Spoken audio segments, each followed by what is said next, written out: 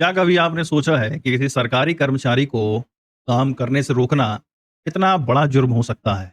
और क्या इसके लिए सिर्फ धक्का-मुक्की करना ही ज़रूरी है या फिर किसी को डरा-धमका कर भी आप कानून की नज़र में अपराधी बन जाते हैं?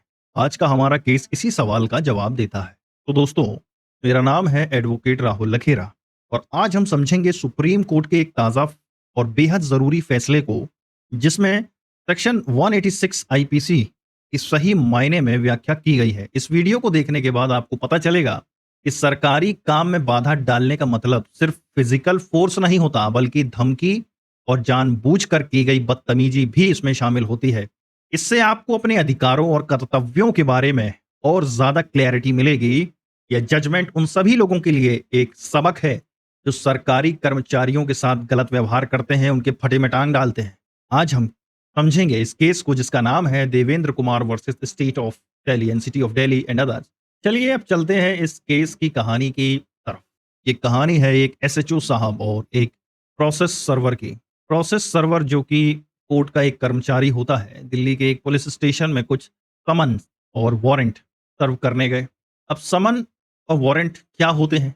इसे ऐसे समझो जैसे स्कूल में टीचर आपको क्लास में बुलाने के लिए नोटिस भेजती है ना, वैसे ही कोर्ट किसी व्यक्ति को कोर्ट में बुलाने के लिए समन भेजता है।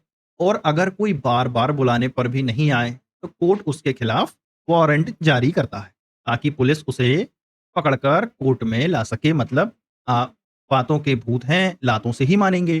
तो अब हमारे प्रोसेस सर्वर साहब पूरे कानूनी अधिकार के साथ एसएचओ साहब के पास गए। लेकिन एसएचओ साहब ने क्या किया? उन्होंने ना सिर्फ उन पेपर्स को सही ढंग से लेने से मना किया, बल्कि बदतमीजी भी की।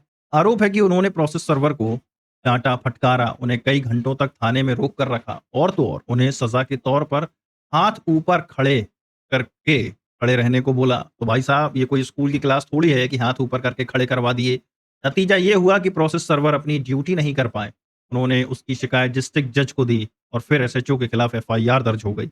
एसएचओ साहब को लगा कि ये तो बहुत छोटी मोटी बात है और उन्होंने एफआईआर को रद्द करवाने के लिए हाई कोर्ट का दरवाजा खटखटाया। अब लेकिन हाई कोर्ट ने उनकी याचिका को खारिज कर दिया। अब जब कोई रास्ता नहीं बचा तो वो पहुंच गए सुप्रीम कोर्ट, जहां मामला और भी बड़ा हो गया। अब यहां पर आता है कानून का खेल, यानी section 186 of Indian penal code. Section 186 IPC कहता है कि अगर कोई भी व्यक्ति जानबूझकर किसी सरकारी कर्मचारी को उसके पब्लिक फंक्शन यानी सरकारी काम करने से रोकता है, तो उस पर 3 महीने तक की जेल या 1,000 रुपए तक का जुर्माना या दोनों हो सकता है। लेकिन रुकिए, आपको पता है कि 1 जुलाई 2024 से हमारे देश के कानून बदल चुके हैं। अब आईपीसी की जगह भारतीय न्याय संहिता बीएनएस आ गई है। तो अब सेक्शन 186 आईपीसी को सेक्शन 221 बीएनएस में बदल दिया गया है।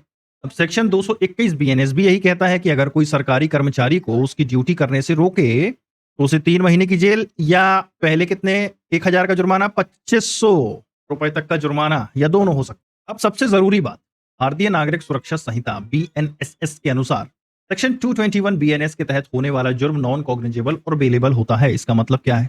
नॉन कॉग्निजेबल मतलब असंज्ञेय। इसका मतलब है कि पुलिस इस अपराध के लिए बिना कोर्ट के आदेश के सीधे गिरफ्तार नहीं कर सकती और ना ही इन्वेस्टिगेशन शुरू कर सकती है।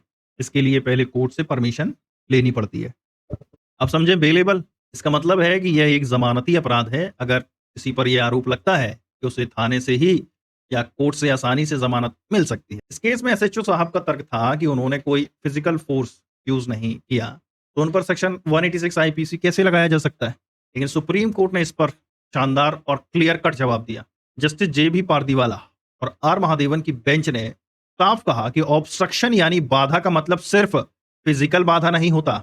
यह धमकी, डर या जानबूझकर की गई कोई भी ऐसी हरकत हो सकती है जो किसी सरकारी कर्मचारी को उसके काम करने से रोके। कोर्ट ने कहा यह सोचना कि सिर्फ हिंसा ही बाधा है कानून को अपने हाथ में लेने को बढ़ावा देगा। ऐसी सोच को कोर्ट कभी बढ़ावा नहीं दे सकता। सुप्रीम कोर्ट ने कहा कि जिस तरह एसएचओ ने प्रोसेस सर्वर को डराया, धमकाया और कई घंटों तक रोक कर रखा, वो भी एक तरह की बाधा ही थी। इसीलिए एफआईआर सही है और इसमें कोई कानूनी कमी नहीं है। तो दोस्तों, देखा अपने कानून की छोटी मोटी बारीकियां कितनी बड़ी बन सकती हैं।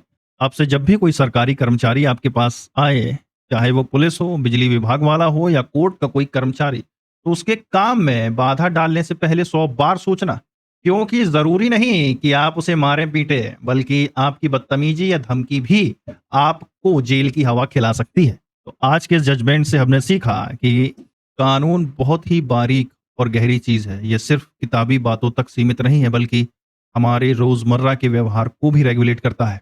मैं आशा करता हूँ कि यह जानकारी आपके लिए उपयोगी रही होगी। अगर आपको यह वीडियो पसंद आया हो, तो इसे लाइक करें, शेयर करें और हमारे चैनल को सब्सक्राइब ज़रूर करें।